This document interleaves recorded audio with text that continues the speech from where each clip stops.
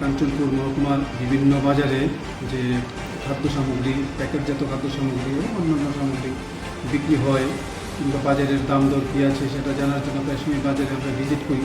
তো সেই অনুযায়ী রুটিন ভিজিট হিসেবে আজকে আমি আমার ডিসিএম এবং ফুড সেকশনের স্টাফদের নিয়ে পুলিশের সঙ্গে ছিল কাঞ্চনপুর বাজারে যাই।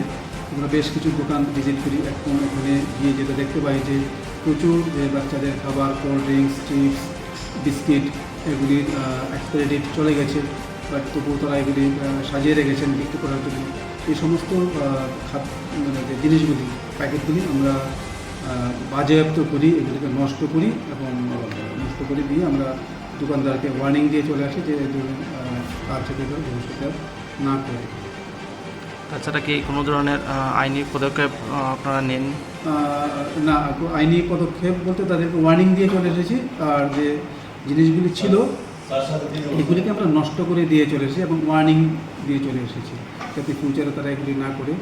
একটি দোকানে আমরা যে চালের দোকান ছিল, গ্রোসারি লাইসেন্স ছিল, তো আমরা লাইসেন্সটা দেখলাম যে রিনিউ করা নেই। সেই দোকানটাকে ব্যক্তি নিজের উদ্যোগেই আমি বলেছি বন্ধ করে দিতে, এবং লাইসেন্স যতক্ষণ রিনিউ না হচ্ছে দোকানটা যাতে না খুলে ওই দোকানটা এখন বন্ধ অবস্থায় আছে। যতদিন অবধি রিনিউ না হচ্ছে লাইসেন্স ততদিন বন্ধ থাকবে।